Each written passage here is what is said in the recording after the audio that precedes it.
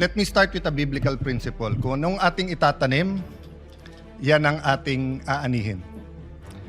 Baliktarin po natin. Ito po ang ating inaani ngayon. So, balikan natin ano ba ang ating tinanim. So, allow me to put on record 3 topics.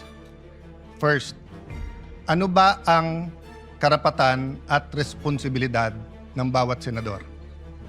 Number 2, when we talk about the dignity ng Senate at yung kasagsagan, kailan ba nag-umpisa yon? And pangatlo, na tingin kong pinaka-importante, ano ba priorities natin and how do we move forward?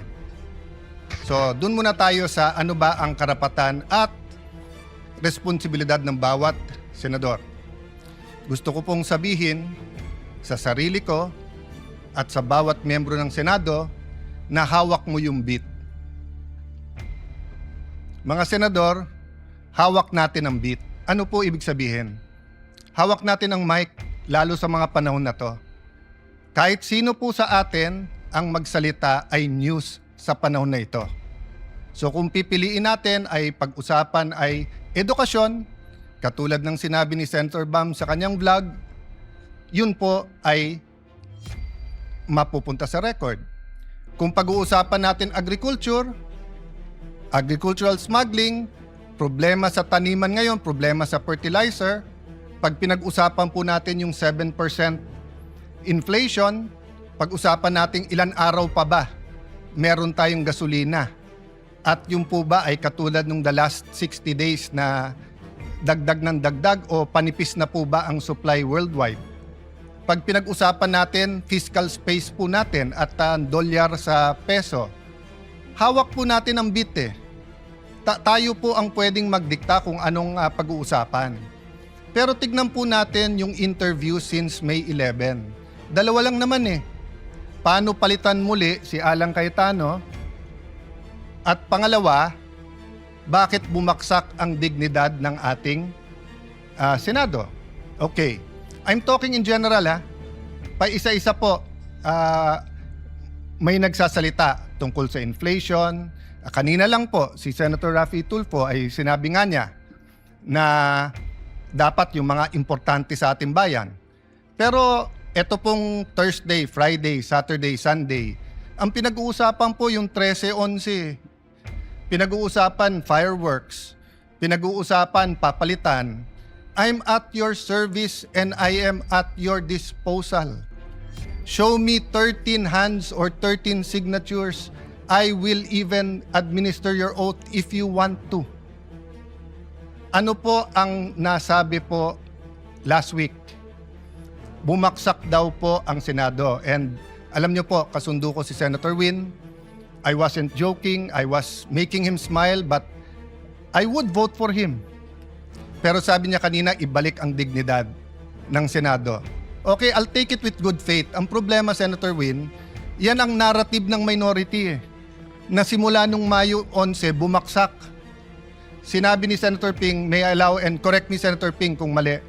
Sabi niyo yung biruan ngayon, mas mabango pa yung House kaso sa Senate at usually kasi mas mataas ang Senate. I will take exception to that. Why? Because the Pulse Asia, if I'm not mistaken, in December 2019, when I was Speaker and Senator Soto was Senate President, the Senate was 66% and the House was 66%.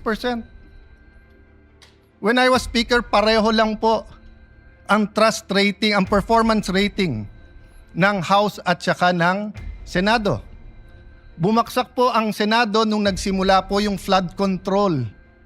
Dahil po, ilan ang binanggit sa minority.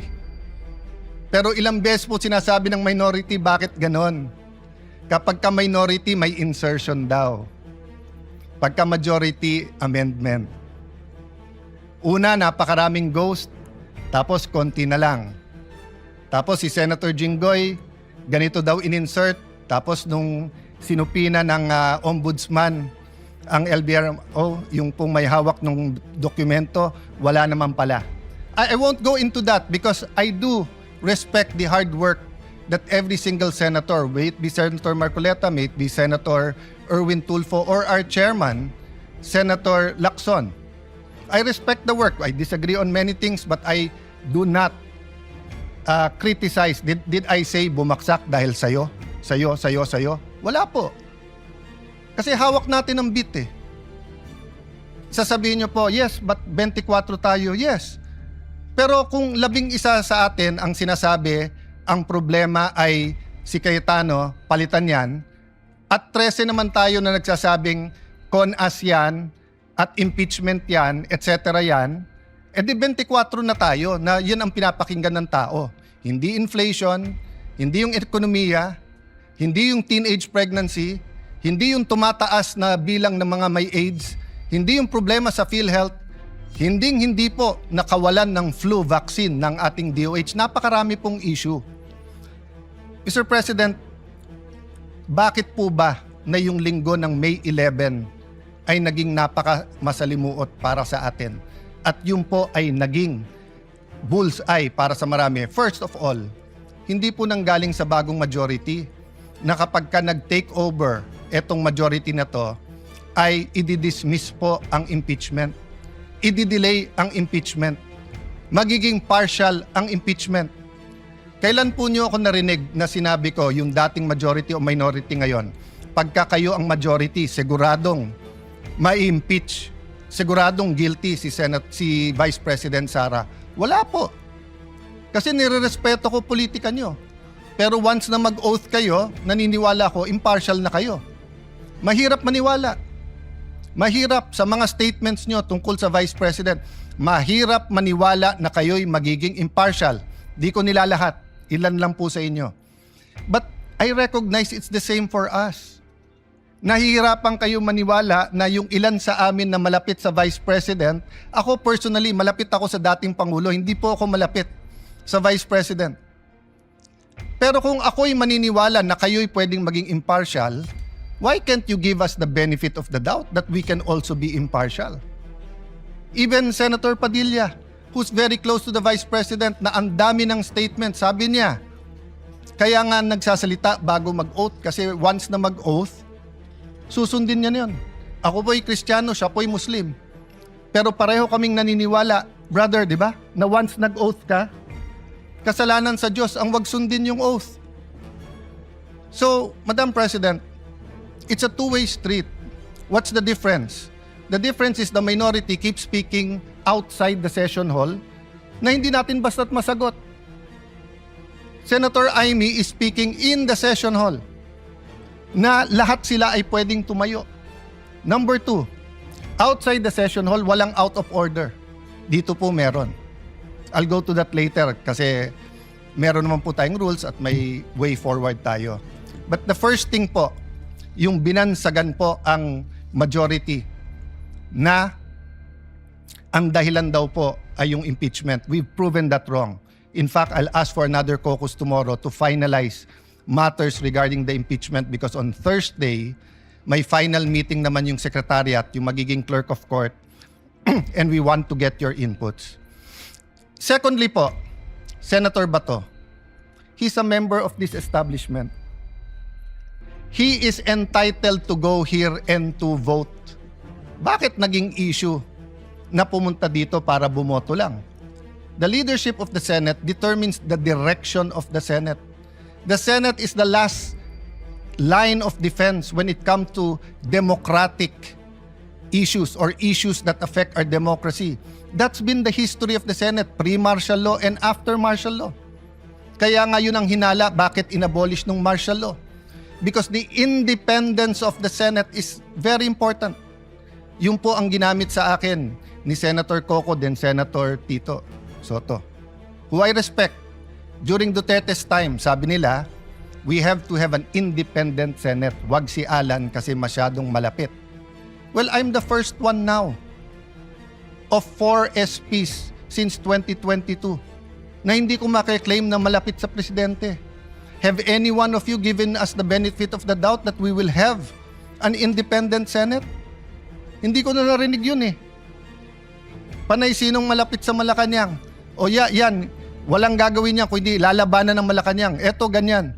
Yan ang usap-usapan. That's the not so secret. Why can't we bind together minority-majority and be an independent Senate? Not to confront the executive, to collaborate, but also as checks and balances. Last point po, before I go to a way forward. Ba't ba nag-umpisa to at ba't ba nangyari yung May 13? Can you show the video kung anong ginawa sa ating empleyado? Madam President, can I have permission? This is a very short video. It's of public record. I just like, and I want to honor Senator Migs kasi siya tumayo at sinabi yung ginawa kay Terence Lim ay hindi tama. But I didn't know na ganito pala ang problema. Wag na yung buong video ng buong pangyayari ng May 11. Yun lang pong ginawa kay Terence Lim.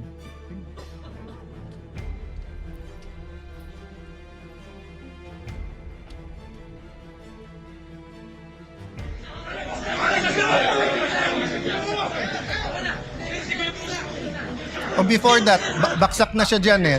Before that, yung palabas pa lang.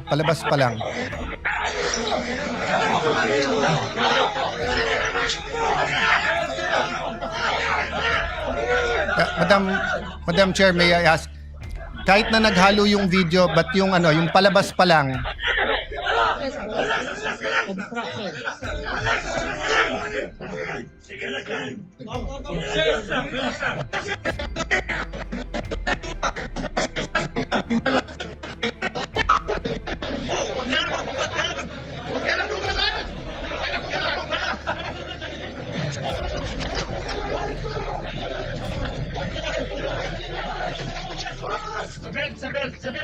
Okay, can you I will say what it is, but can you show the video yung from the start, yung nanggagaling sa loob? Okay, so what happened is that we ordered arrested because they're held in contempt yung mga NBI agents who nakipaghabulan kay Senator Bato. When they were leaving the building, nagtutulakan, kinuha ng mga taga-NBI at ginulpe si Terence Lim.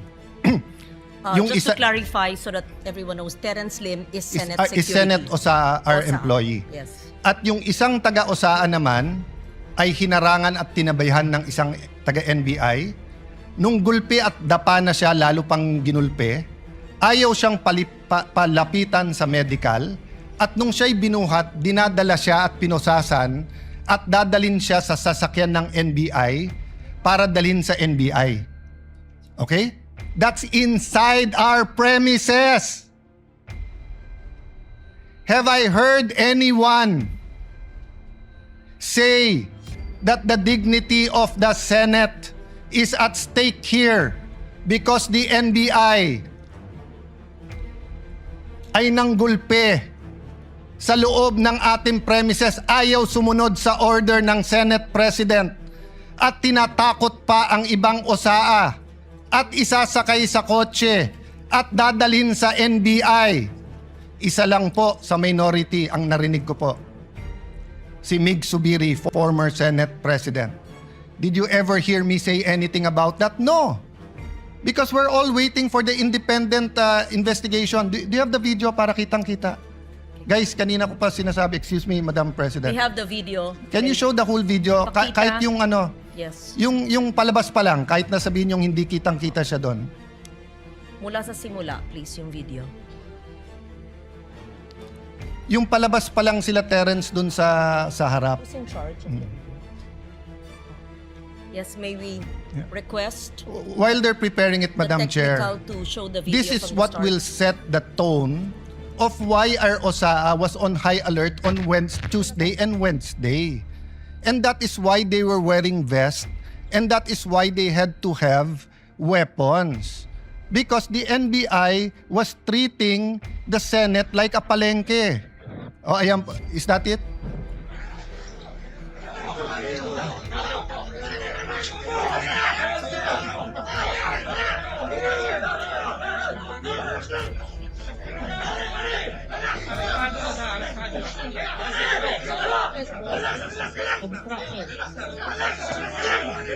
The person in white on the ground is Terence Lim, OSA, And all or those Senate who are Security.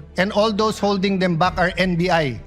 Yung NBI pa ang pumipigil Ang pulis nakatingin lang. Yeah, continue the video.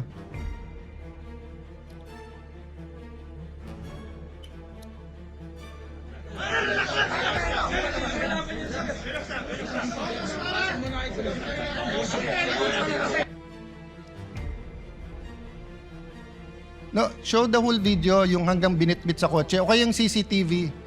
Hindi pa nakita nung maraming senador to.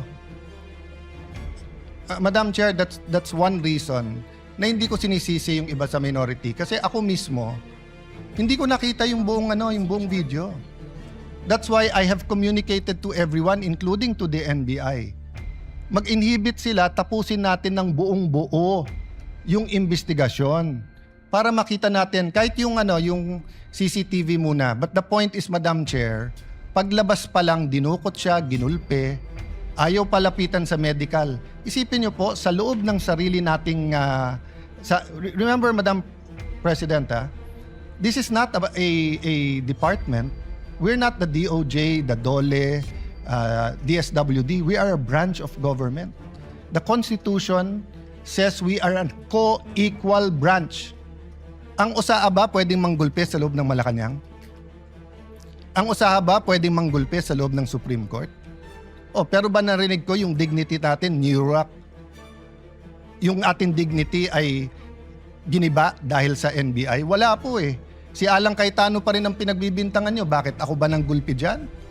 Hindi po ako ang pumayag. If you see the video, more than 20 agents of the NBI were allowed in on May 11. And we already napagtagpi-tagpi. The OSAA then and the SecGen were meeting.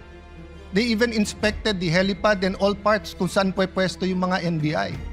So again, at this point, I'm not making a conclusion. At this point, I'm not pointing fingers. So let me move to the last point. Moving on, moving forward. Do you have the video ba? Pinakita nyo na kanina yung CCTV. O yan, palabas pa lang. O yan.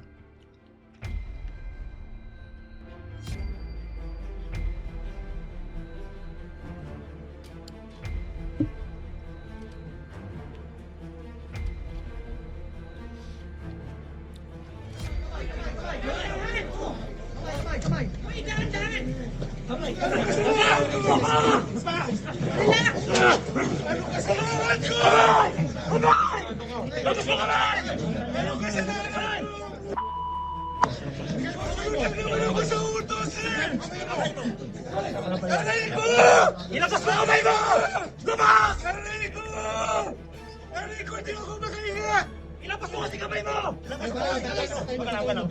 Binubugbog si Terence Lim na OSAA Senate employee. Binubugbog ng NBI sa loob ng Senate premises. At nung binugbog na, ayaw pandalin sa medical. Ayan, nakatayo na. Oh. Footage ng GMA yan. May footage din na. Dinadala sa kotse ng NBI. Pwede ba yung OSAA na kunin ang taga-PSG at isakay ng sasakyan ng Senate at kunin sa Malacanang? Pwede ba yung OSAA pumasok ng Supreme Court at kunin yung isang security ng Supreme Court at isakay?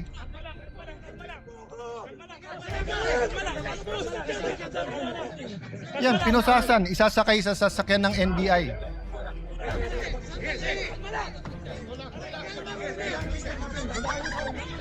And tingnan nyo sa kaliwa, yung mga taga-NBI, pinipigilan yung ibang OSAA na tulungan si Terence.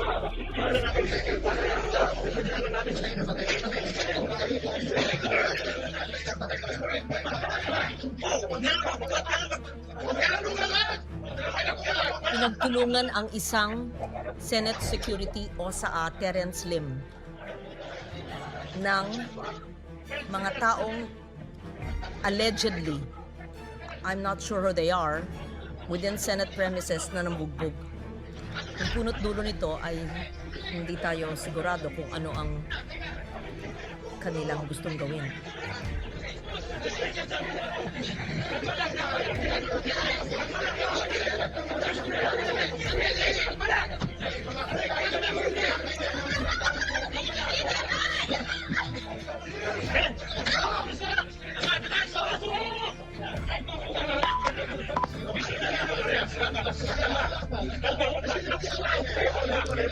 Madam President, I am 1,000% sure, 10 times over 100% sure that hindi to inauthorize ni Senate President Soto. In fact, when this happened, ako na ang Senate President. So I'm also 1,000% sure na hindi ko to inauthorize. And if you look at our rules in the Constitution, we have jurisdiction over our premises. So, dun sa nagsasabing hindi inatake ang Senado, sige, nagpipigil na nga ako, hindi na nga ako nagsasalita eh. Pero nakita nyo nangyari yan. So, ano yung context ng CONAS? I don't take it against Senator Soto, Senator Lacson, Senator Bam Aquino, Senator Kiko. They were not senators from 2022 to 2025. When Senator Mig Subiri and the rest of the group had to deal with the PI issue. Okay, that's in the past. So moving na. Okay. So I think lahat naman po tayo na ilabas na natin ang ating mga opinion. And I'm not stopping anyone from talking. It's a holiday on Wednesday. It's a day that Muslim Filipinos will be celebrating. Dapat makiisa po tayo sa paniniwala ng bawat isa out of respect, not sa same paniniwala. And I'm not suggesting we stop talking about politics. I'm suggesting number one, na pagbigyan ako ni Senator Amy na i-withdraw instead of ipa-strike off. Bakit po? Nakalagay kasi sa rules natin, any statement, and I paraphrasing, no, that offends a senator or the institution. No, so theoretically, may sabihin lang aking kaibigan Senator Migs, even if it's correct o hindi. It's the reason for this rule. What rule is that? That's yeah. No senator under any circumstance shall use offensive or improper language against another senator or against any public institution. This has happened many times in this August hall. This has happened. We offended each other. But why do you have this rule? Because we're collegial eh. The reality is we have to go home tonight upset at each other. But we have to go back tomorrow and work. Yun yung spirit nung sinabi ni Senator Pia na nangamusta ba? Because siguro sa lahat sa atin, bukod sa hindi siya mapolitika, she genuinely treats everyone here as her friend. So when something traumatic happens, many of our kababayans don't know that while myself, Senator Mark were in my room, Senator Loren, Senator Camille, and Senator Pia, once the security find out na barilan na, rushed into my room, turned off the light, then pushed them into a smaller room, yung banyo. Diba? So, it's traumatic. You may criticize what she said, how she said it, etc. But akala ko ba all feelings are valid? Bakit pag na-trauma yung nasa majority ngayon, mali. Pero pag na-trauma yung minority, okay lang. Diba? I'm talking in general. Whether you talk about green, yellow, pink. So, labas na ako dyan. Hindi naman ako Senate President ng buong bansa in the sense that I'm not elected like the Vice President and the President. I'm Senate President, but I am the servant leader of the 24 senators, including Senator Bato. I'm here at your service. Kung papayagan ako ni Senator Amy, then I'll ask her to withdraw. Number two, kung papayagan ako ng minority, tomorrow let's talk about the impeachment, but let's also talk about what are your priorities. What are our priorities? Let's use the last few session days. You want to talk about changing the Senate President? I won't take it against you. It's your right. Pero wag tayo dun sa yung integridad ng institusyon kasi syempre, didepensa kami. 'Di ba? Dahil ang tingin namin, bumaksak na to dati pa. But we're not pointing fingers. Bakit bumaksak? We're just letting history judge it. Sabi po nung iba, fresh start. Bakit? Hindi ba fresh start pagdating ko? Hindi pa nga ako nagsa-start, inuupakan na ako eh. Ganun na ganun nangyari sa SEA Games. When I was Secretary of Foreign Affairs, not a threat, serving everyone, wala akong problema sa SEA Games. As soon as I ran for Congress at sinabing magsi-speaker, kaliwat kanan na yung banat sa akin. But we proved them wrong. Nanahimik kami, overall champion, most number of gold medals, and it launched the careers of many in the Olympics. So again, I can take that attitude. Sa SEA Games, nagpagulpe muna ako. Actually, wala naman akong choice. Pero hindi kami gumante. Bakit? Because in the end, the performance will decide or will dictate whether we were justified or not yung mga pinanggagawa. So the same with me. Judge me as Senate President every single day, every single week. Kung tatagal ako ng 1 month, 2 months, edi for 2 months, 3 months, 4 months, di ba? Pero yung inuunahan, hindi pa nga nag-uumpisa, fresh start na, medyo foul naman yon. Yes, it's political, pero medyo foul naman, di ba?